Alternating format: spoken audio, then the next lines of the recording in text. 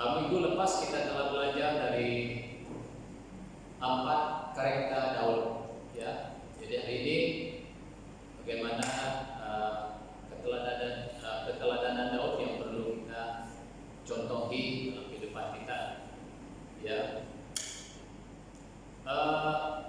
Kalau kita lihat Daud, kehidupannya sejak dia dipanggil Tuhan, Daud merupakan satu orang yang beriman yang luar biasa, yang takut akan Tuhan, dan oleh karena imannya kepada Tuhan maka dia memiliki karakter yang sangat baik yang perlu kita contohi, dan juga beberapa teladan hidupnya yang begitu mesra dan tunduk dan setia kepada Tuhan.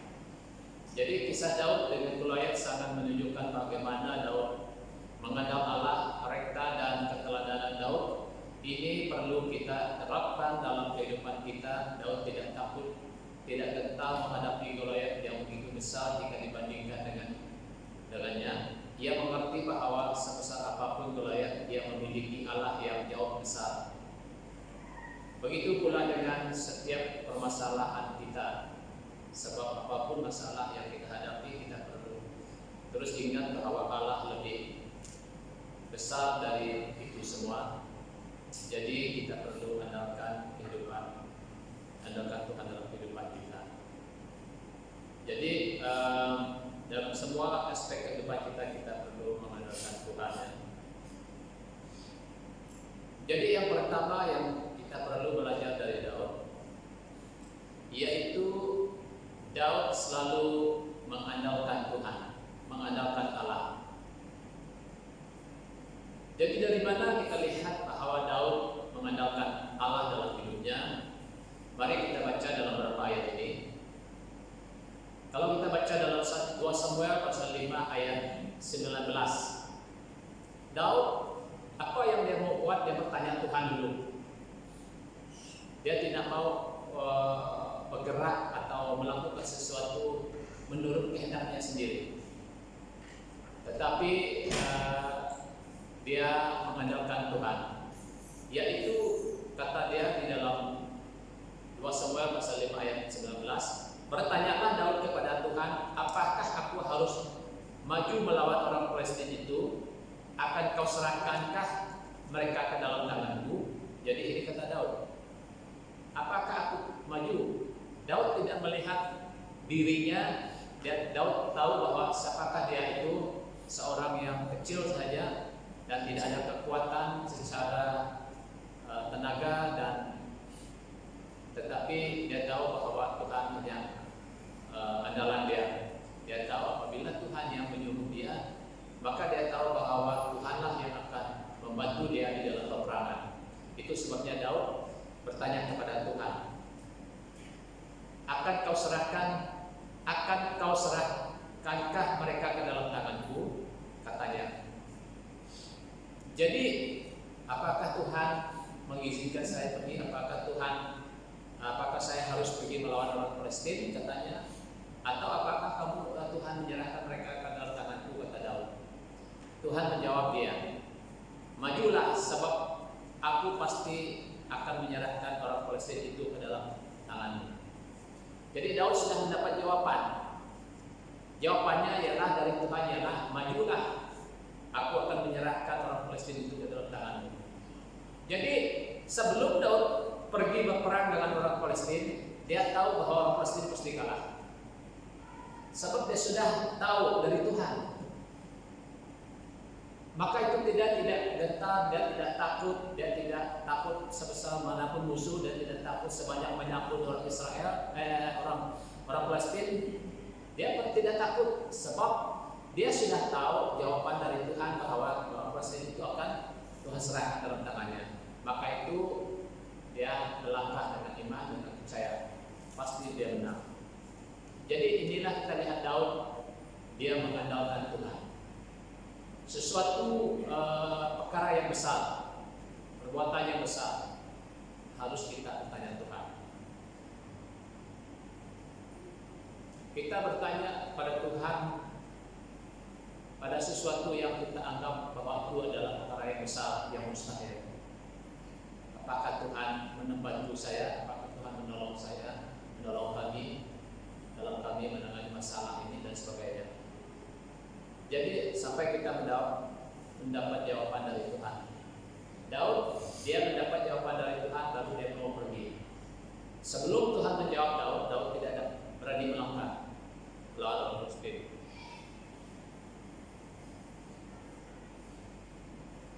Kita baca juga ayat ini. 2 Samuel pasal 2 ayat 1. Kemudian bertanyalah Daud kepada Tuhan, katanya, apakah aku harus pergi ke salah satu kota di Yehuda? Firman Tuhan kepadanya, pergilah. Hanya Tuhan menjawab, pergilah.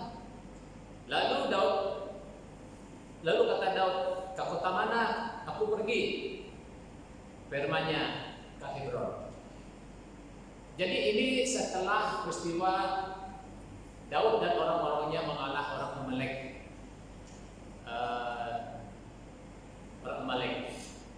Jadi pada waktu itu Daud menetap di satu negeri di Ziklag yang diberikan oleh Raja Palestina. Sebab Daud lari daripada Saul dan orang-orangnya, dan sekarang Saul memburu dia untuk membunuh dia. Lalu dia mengembara dan akhirnya dia pergi ke negeri orang Palestina dan menjadi budak kepada orang Palestina itu dalam beberapa waktu. Raja Palestina ini nama dia, saya lupa namanya. Jadi mereka menyerahkan Ziklag supaya Daud tinggal di Ziklag. Jadi terjadinya peristiwa bahwa orang Palestina dan bergabung dengan beberapa negeri yang lain untuk melawan orang Israel pada waktu itu. Jadi Daud mau menyertai mereka, tetapi raja orang Edom mengatakan, oh tidak boleh, orang ini tidak boleh ikut kita berperang melawan orang Israel, nanti dia berbalik melawan kita pula, katanya. Kita tahu bahwa orang inilah orang Israel dulu mengatakan, Saul mengalahkan beribu-ribu, Daud mengalahkan laksa-laksa. Inilah dia. Dia tidak boleh sama kita melawan orang Israel, nanti dia berbalik melawan kita. Kata salah satu panglima orang Edom. Jadi katanya kepada Raja Palestina. Jadi orang Palestina itu sudah dia baliklah kamu, sebab panglima ini tidak suka kamu datang bergabung dengan kami berperang melawan Israel, katanya. Jadi ketika Daud pergi balik ke Ziklag, bahwa kota itu telah dibakar oleh orang Amalek dan seluruh istri anak mereka ditawan. Dan Daud pergi dan mengalahkan orang Amalek itu dan merampas balik harta mereka dan keluarga anak istri mereka diambil balik. Dan setelah peristiwa itu dan mendengar kabar bahwa Saul telah tewas dalam peperangan oleh orang Palestina ketika itu dan mati, dan seluruh anak Raja Saul mati dan orang Israel pun hampir tewas semuanya, dan mungkin seberapa saja yang tinggal. Nah, setelah itu, setelah terjadinya peristiwa itu, barulah Daud bertanya. Inilah tanya dia. Kemudian bertanyakan Daud kepada Tuhan, katanya, apakah aku harus pergi ke salah satu kota di Yehuda? Kata Tuhan, firman Tuhan kepadanya, pergilah. Lalu kata Daud, ke kota mana aku pergi? Firman-Nya, ke Hebron. Jadi Daud pergi ke Hebron. Jadi rupa-rupanya Tuhan menyuruh dia pergi ke Hebron, sebab Tuhan mau mengangkat dia jadi raja untuk orang yang udah di Hebron. Jadi di Hebron Daud diangkat oleh orang Yahuda menjadi raja Israel, menjadi raja Yehuda. Dan berapa tahun kemudian barulah dia menjadi raja seluruh Israel dan Yehuda. Jadi itu kisah Daud, di mana dia mengandalkan Tuhan. Segala yang dia lakukan selalu dia buat dia bertanya Tuhan dulu, apakah Tuhan izinkan dia melakukan perkara itu tidak, sampai dia mendapat jawaban Tuhan baru dia melangkah. Jadi kadang-kadang kalau kita bertanya kepada Tuhan, tetapi Tuhan belum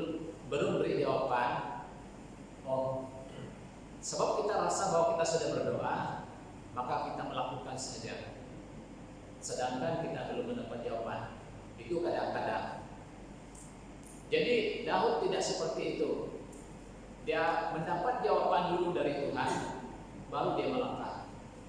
Oleh itu kita belajar mendengar suara Tuhan dan melangkah sesuai dengan pimpinan Tuhan. Saya pernah satu kali saya menyesal sampai hari ini. Saya bertobat sungguh-sungguh. Satu kali Tuhan tahu saya ada satu perkara waktu itu saya meminta kepada Tuhan, apakah saya bertanya sungguh-sungguh berdoa satu perkara, saya tidak perlu sebut. Setelah itu hati saya sudah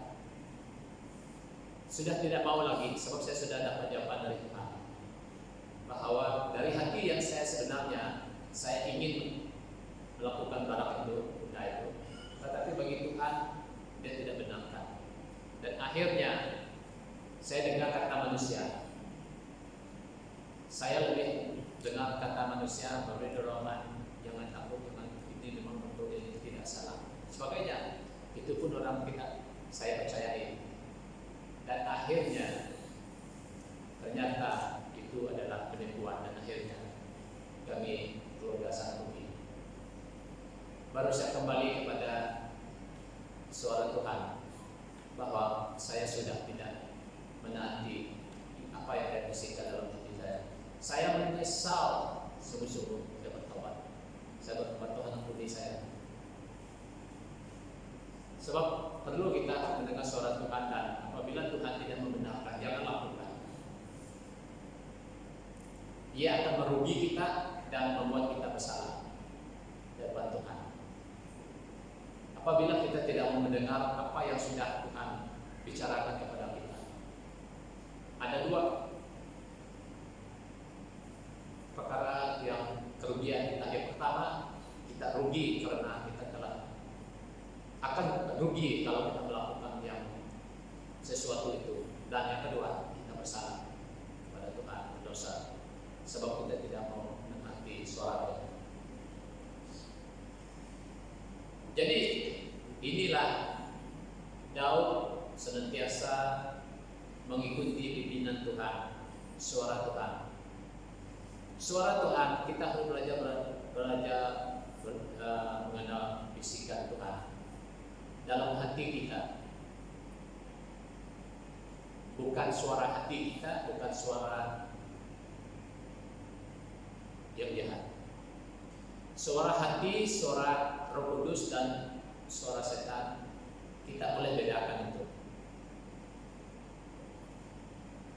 Sebab apabila kita bergumul menghadapi sesuatu perkara dan kita mendapat jawaban, pastikan apakah itu suara kita atau suara Tuhan, harus kita bedakan. Tapi Daud dia kenal, dia tahu bahwa suara Tuhan jelas, pergilah. Dia pergi. Tidak, itu suara hatinya yang suruh dia pergi melawan orang fasik itu, tidak. Itu suara Tuhan. Dia dapat kenal suara Tuhan.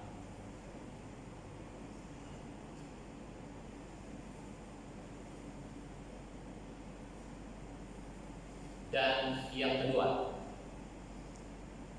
menghormati relasi dengan orang lain, menghormati hubungan dengan orang lain. Ini Daud. Dia menghormati relasi dengan orang lain atau menghormati hubungan dengan orang lain. Kita baca ayat ini. 1 Samuel 24 ayat 10. Ketahuilah pada hari ini matamu sendiri melihat bahwa Tuhan sekarang menyerahkan engkau ke dalam tanganku. Dalam dua itu ada orang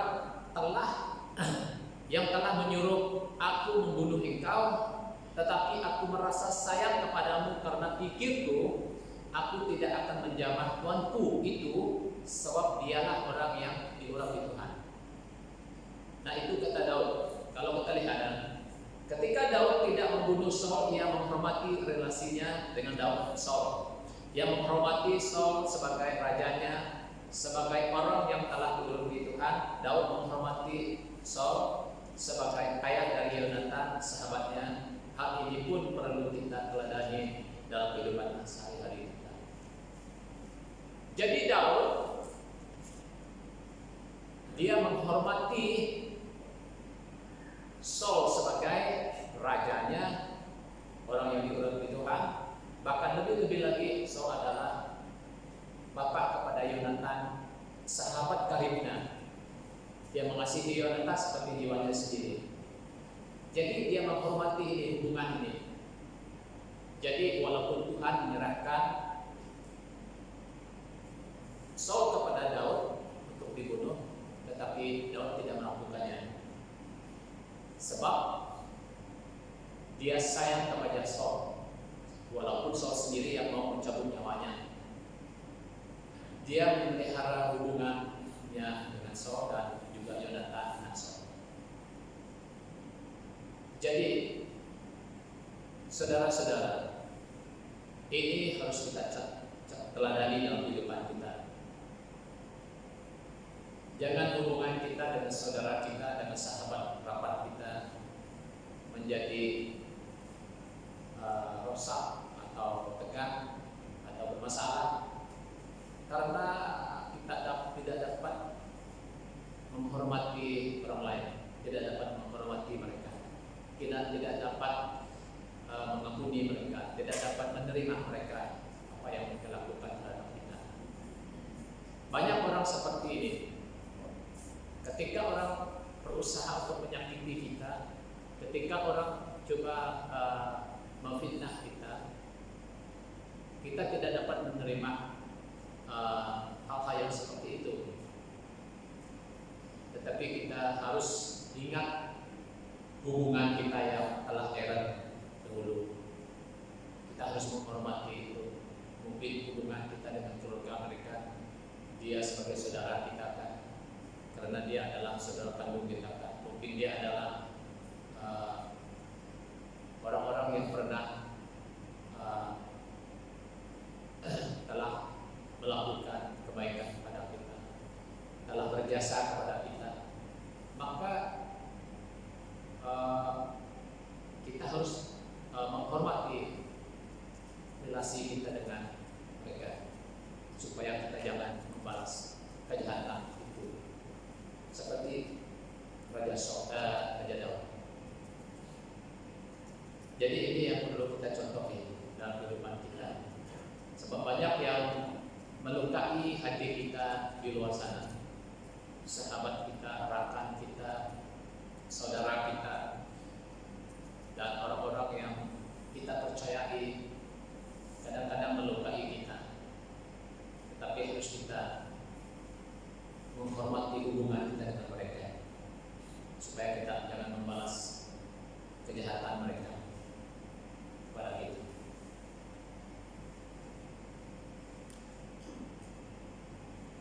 Yang ketiga, mau mendengarkan teguran dan kritikan dari orang lain. Ini Raja Daud. Kita lihat bahwa Daud ini dia sudah menjadi raja untuk seluruh umat Israel. Kita baca ayat 2 Samuel pasal 12 ayat 23. Lalu berkatalah Daud kepada Natan, aku sudah berdosa kepada Tuhan. Dan Natan berkata kepada Daud, Tuhan telah menjauhkan dosamu, engkau tidak akan mati. Nah, kalau kita lihat dalam kisah di cerita ini pasal 12,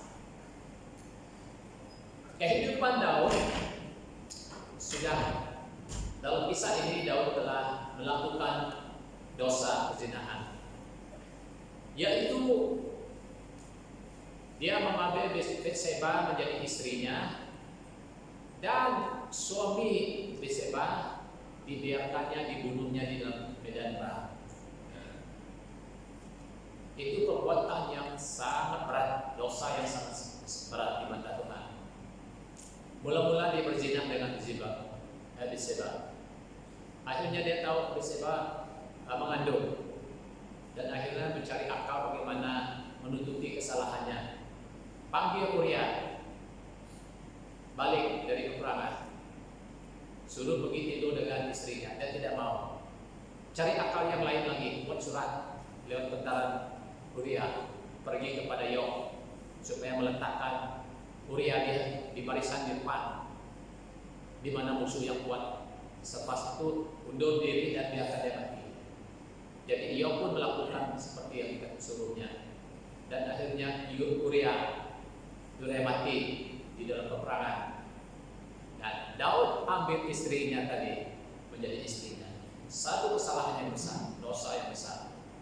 Jadi oleh perbuatan itu Tuhan mengutus Nabi Nathan pergi kepada dia dengan satu perumpamaan kepadanya, seorang yang sangat miskin, hanya memiliki seekor domba saja.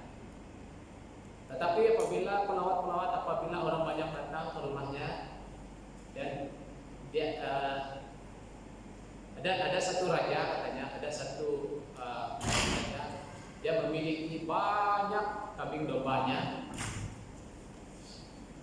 dan seorang yang miskin hanya memiliki satu anak domba saja. Dan orang kaya ini, katanya tadi orang kaya ini, apabila orang datang merawat dia sayang untuk ambil salah satu daripada anak dombanya yang banyak itu, lalu dia ambil yang perempuan punya itu, yang miskin, yang satu-satunya itu, disembelih dan diberikan kepada orang yang datang merawat dia. Jadi bagaimana pendapatmu, Tuan Raja? Kata Nathan kepada Daud. Tidak baik perbuatan orang ini, dia harus mati, kata Daud. Mana boleh dia melakukan hal yang besar itu. Orang itu harus mati, katanya. Dia harus mengembalikan 4 kali lipat kepada si perempuan miskin itu. Lalu Nathan mengatakan, kamulah orangnya. Daud terkejut. Mengapa pula saya? Kamu telah membiarkan Uria mati dalam peperangan dan istrinya kau ambil. Mengapa kamu buat begitu? Jadi pada waktu Daud mendengar itu, dia bertobat. Inilah kata Daud, aku sudah berdosa kepada Tuhan. Dan Nathan berkata kepada Daud, Tuhan telah menjauhkan dosamu itu, engkau tidak akan mati. Jadi apa yang pelajaran yang kita ambil dalam bagian ini adalah Daud mau mendengar teguran dan kritikan yang mengarah kepada kesalahan, yang teguran yang keras. Kamulah orangnya yang melakukan kejahatan. Jadi kalau raja lain mungkin Nathan ditangkap dan akan dibunuh dan sebagainya. Tetapi Daud tidak. Dia mendengar kritikan itu, dia mendengar teguran itu, dia mendengar nasihat itu, dia terimanya dengan sepenuh hati. Dia sadarkan dirinya, dia bertobat. Bagaimana dia bertobat? Mengapa dia boleh bertobat? Sebab dia mendengarkan nasihat, dia mendengarkan teguran, dia menerima teguran, dia menerima kritikan dengan rendah hati. Itu yang membawa dia kepada pertobatan. Saudara-saudara, jadi ini yang perlu kita belajar dari Daud.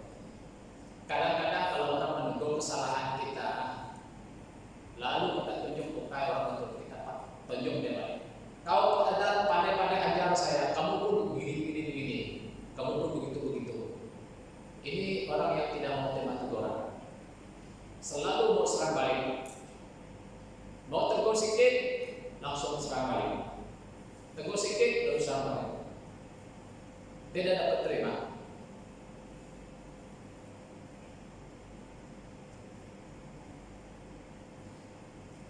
Saya sudah berapa menegur orang yang pangkat tinggi, tetapi terus serang balik. Saya sudah diserang balik berapa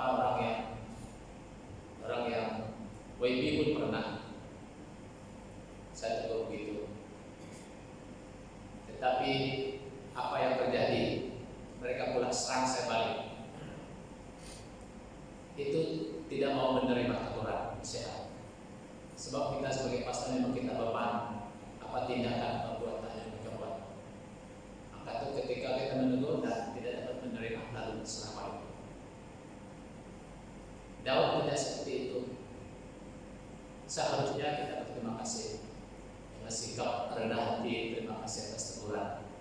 Sebab semua teguran tidak tujuan untuk menghancurkan, menjatuhkan kita. Teguran, nasihat, kritikan adalah yang membangun, adalah untuk membawa kita kepada kesadaran dan membawa kita kepada pertobatan. Bukan menekan, bukan menyalahkan. Jadi itu sebabnya kita belajar untuk menerima kritikan seperti Daud. Ini contoh yang baik.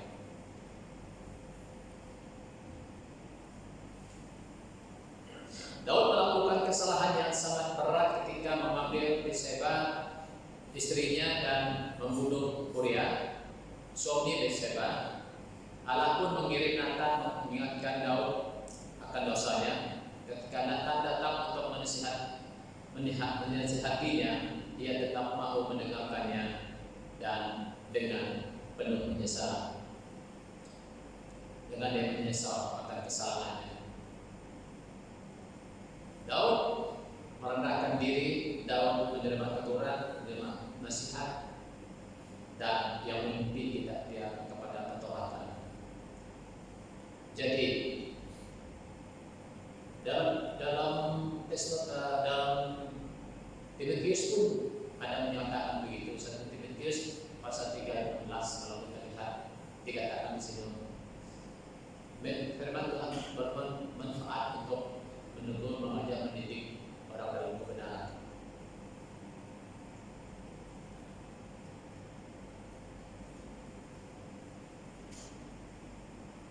Dan yang keempat, bertobat dengan sungguh-sungguh. Daud bertobat dengan sungguh-sungguh. Pertobatan Daud yang tadi bukannya pertobatan yang saya bersalah, bukan setakat itu saja yang mengatakan aku sudah bersalah pada Tuhan. Tidak. Kita lihat. Lalu Daud memohon kepada Allah karena anak itu ia berpuasa dengan tekun dan apabila ia masuk ke dalam semalam-malamnya berbaring di tanah. Nah, kita lihat anak yang mau dilahirkan oleh Batseba tadi sakit. Daud berpuasa sampai 7 hari berpuasa, berdoa. Daud memakai gaung. Daud baring di atas tanah. Daud sungguh-sungguh meminta belas kasihan Tuhan, menunjukkan sungguh-sungguh Daud bertobat. Bukan saya bersalah, bukan sedangkan begitu saja, tetapi dia bertobat dengan segenap hati. Setelah Nathan menasihatinya, Daud tidak menunda-nunda untuk melakukan pertobatan. Pengakuan dosa yang ia lakukan pun dengan segenap hati, ia melakukannya dengan sungguh-sungguh. Ketika ia sadar akan dosa dan kesalahan kita, ketika kita sadar akan dosa dan kesalahan kita, kita tidak dapat bermain-main dengan hal itu. Kita harus sungguh-sungguh bertobat. Kita tidak dapat bertobat dengan mulut kita saja, tetapi harus juga dalam hati dan perilaku kita. Ini yang Daud lakukan.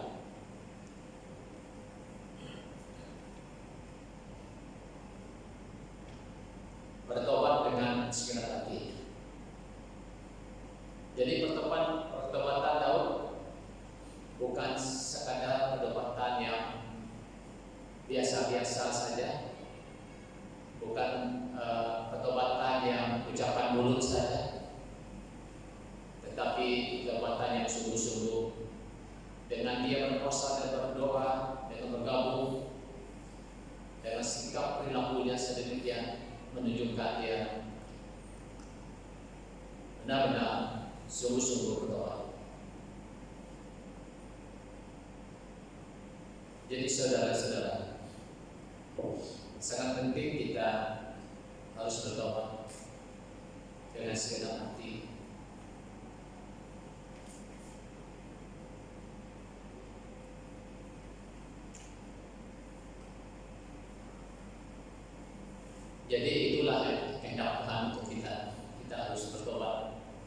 dengan segenap hati kita.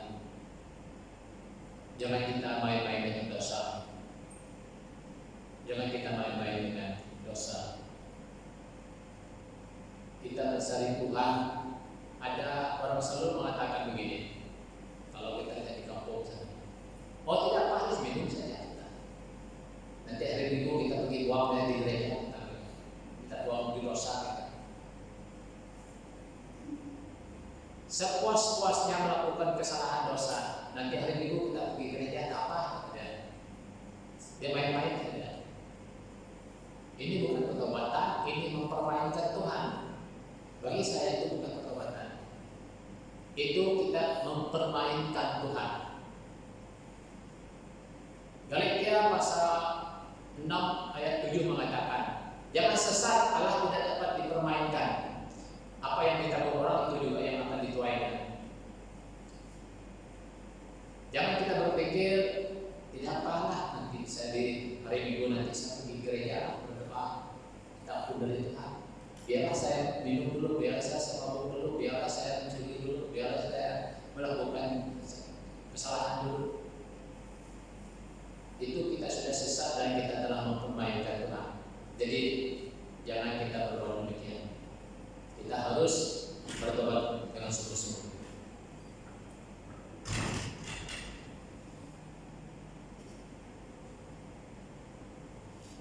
Yang kelima, Daud menyukai firman Tuhan. Kalau kita dalam Mazmur Daud, itu sebabnya disebut Mazmur Daud, sebab Daud yang menulis. Kebanyakan daripada Mazmur adalah Daud yang menulis, dan sedikit orang lain.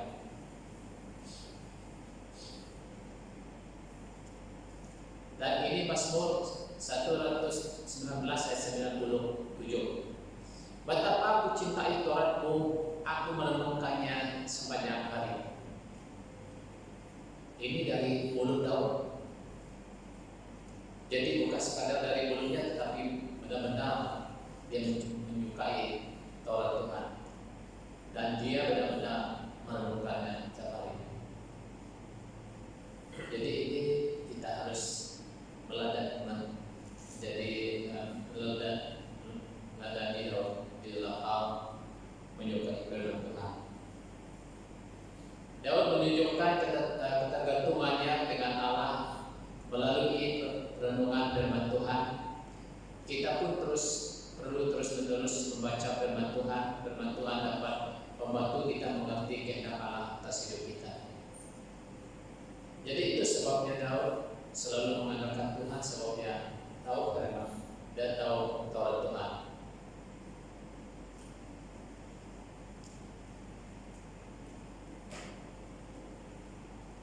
Mazmur 1 ayat 2, tetapi yang kusukai ialah Taurat Tuhan, dan merenungkan Taurat itu siang dan malam. Mazmur 119 ayat 15, aku hendak merenungkan titah-titahmu dan mengamat-amati jalan-jalanmu. Itu kata Daud, yaitu merenungkan titah-titahmu, bukan muatmu, dan mengamat-amati jalan-jalanmu. Jadi betapa Daud menyukai firman Tuhan, sebab firman-Mu adalah perintah bagi kakiku, jalan dari terang bagi jalan.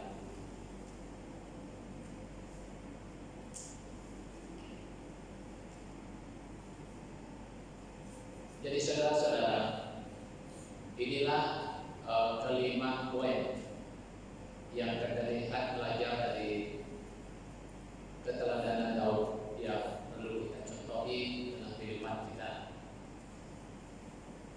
Jadi oleh itu marilah kita belajar untuk menaati dan melakukan semuanya kelima keteladanan Daud ini dalam kehidupan kita dan menerapkannya dalam kehidupan kita, supaya kita menjadi orang yang berkenan di hadapan Tuhan. Sebab Daud adalah orang yang berkenan di hati Tuhan. Mengapa Daud berkenan di hati Tuhan? Bukan karena dia baik, bukan dia karena tubuhnya yang cantik,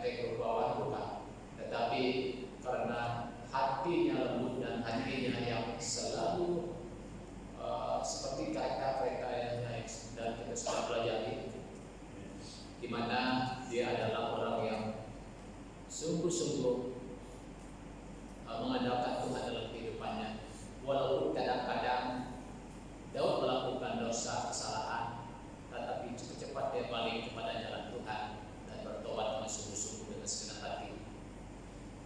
Jadi Daud, itulah sebabnya Daud berkenan di hati Tuhan, sebab hidupnya, hatinya selalu berbawa kepada Tuhan, mencari Tuhan. Ketika dia banyak kelemahan-kelemahan Daud yang lainnya, kalau kita mau bicara dalam bagaimana dia mendidik anaknya, bagaimana anaknya memberontak melawan dia, dan bagaimana anaknya melakukan kejahatan sebagainya, itu mungkin lain hari kita akan melihat. Jadi betapa Daud banyak kelemahannya yang lain, tetapi Daud selalu seorang yang sebagai manusia dia lemah, dia banyak kekurangan juga, tetapi dari pihak lain dia adalah sungguh-sungguh mengandalkan Tuhan dalam hidupnya. Sungguh pun dia ada kelemahan, sungguh pun Daud melakukan beberapa kesilapan, tetapi Daud tetap berkenan di hati Tuhan, sebab dia selalu menyadari akan kesalahannya dan bertobat dengan segenap hati dan rela ditekuni hati dan menerima dengan rendah hati segala kekurangan. Jadi itulah yang kita lihat dalam kehidupan Daud. Jadi biarlah firman Tuhan pada pagi ini menjadi panduan atau menjadi kekuatan bagi kehidupan rohani kita, untuk kita tetap tumbuh dalam iman dan terus mengandalkan Tuhan dan mengasihi Tuhan dalam kehidupan kita. Itulah beberapa karakter dan keteladanan Daud. Daud mungkin masih banyak melakukan dosa yang tidak diingini Allah. Bagaimanapun Daud masih seorang manusia. Kisah Daud atas dosa-dosanya menjadi pelajaran bagi kita agar kita tidak melakukan kesalahan yang sama di masa kini. Kisah keberhasilan Daud pun juga menjadi pembelajaran bagi kita. Kita belajar dari Daud bagaimana menjadi orang yang bersungguh-sungguh memiliki iman kepada Allah. Kiranya kita dapat meneladani karakter baik Daud dalam kehidupan kita. Segala kemuliaan bagi nama Tuhan Allah kita. Tuhan memberkati. Mari kita bangkit berdiri.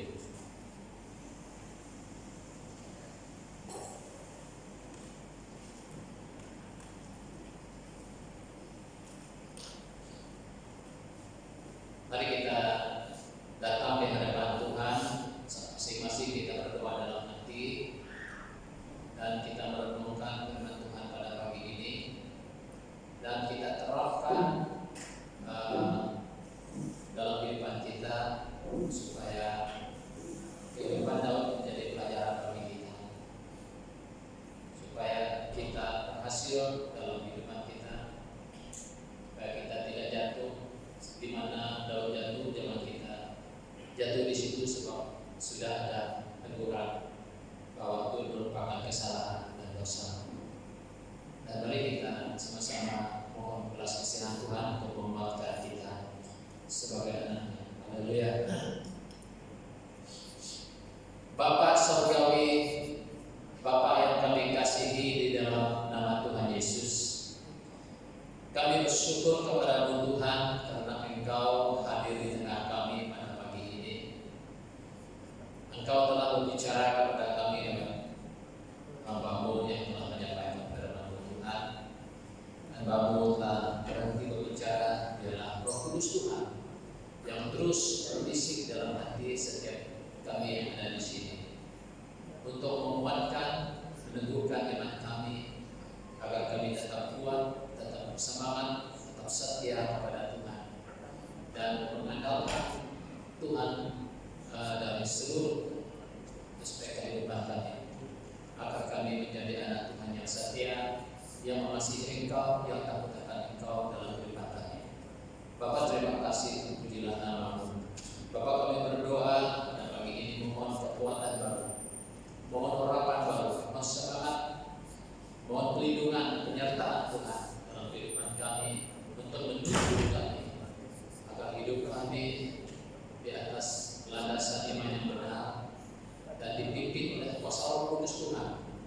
dalam segala langkah-langkah hidup kami. Kami mengundang kaum Tuhan yang hadir dalam kehidupan kami. Bapa, kami lemah, Tuhan kuat. Kami menyerahkan seluruh kehidupan kami dalam tangan Tuhan, supaya hidup kami senantiasa diberkati Tuhan, dipelihara Tuhan, dipimpin oleh Roh Kudus Tuhan.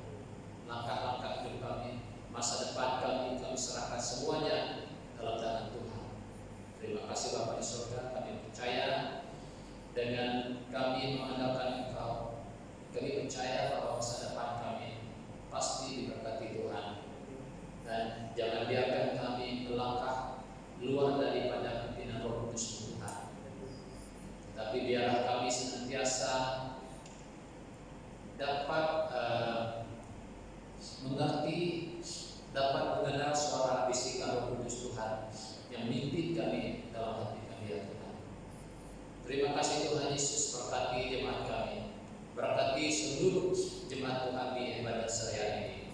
Lindungi kami semua Tuhan daripada percobaan, daripada serangan penyakit, daripada pergumulan, daripada masalah berat, lebih-lebih lagi daripada penyakit COVID-19 yang sedang merebak di saat ini Tuhan. Oleh itu Tuhan, kami hanya berlindung kepada Tuhan, karena kami tahu tidak ada pertolongan lain selain daripada Tuhan Yesus, satu-satunya kekuatan dan penolongan. Seperti mana Raja Daud dalam Mazmur 121 ayat 1 dan 2 mengatakan, di manakah pertolonganku? Pertolonganku dia dari Tuhan yang menciptakan, yang menjadikan langit dan bumi. Itulah pertolongan kami, hanya pada Tuhan saja, yang adalah Raja kami, Juru Selamat kami, penebus kami. Dan kepadamu sajalah Tuhan kami berharap, kami berlindung. Oleh itu Tuhan, kami menaruhkan seluruh kehidupan kami dalam tangan-Mu. Kami kenal, yakin, kami percaya hanya di dalam Tuhan saja ada jaminan, di dalam Tuhan saja ada keselamatan. Oleh itu Tuhan, kami berdoa supaya Kau melindungi umat-Mu Tuhan, jemaat-Mu Tuhan yang berharap kepadamu, yang seru memanggil nama-Mu Tuhan di tengah-tengah badai kehidupan yang sedang melanda ketika ini. Tuhan Yesus, kami tidak ada berdaya, kami tidak mampu Tuhan untuk mengatasi itu atau menghindari diri daripada segala bentuk serangan-serangan gelombang percobaan dunia ini. Namun bersama Tuhan kami terus dapat berjalan melewati segala cobaan ini. Terima kasih Tuhan Yesus, terpujilah nama-Mu. Kami bersyukur kepada Tuhan karena Engkau Allah yang baik, Allah yang mengasihi kami, Allah yang begitu nyata kasih Tuhan yang tidak pernah meninggalkan kami, sehingga kami ada hari ini karena kasih dan anugerah Tuhan. Terima kasih Tuhan atas berkat-Mu, atas kebaikan-Mu, atas kemurahan-Mu yang Tuhan limpahkan dalam seluruh kehidupan kami, sehingga kami senantiasa dapat menikmati sukacita dan sejahtera Tuhan daripada Tuhan. Terima kasih Bapa. Terpujilah nama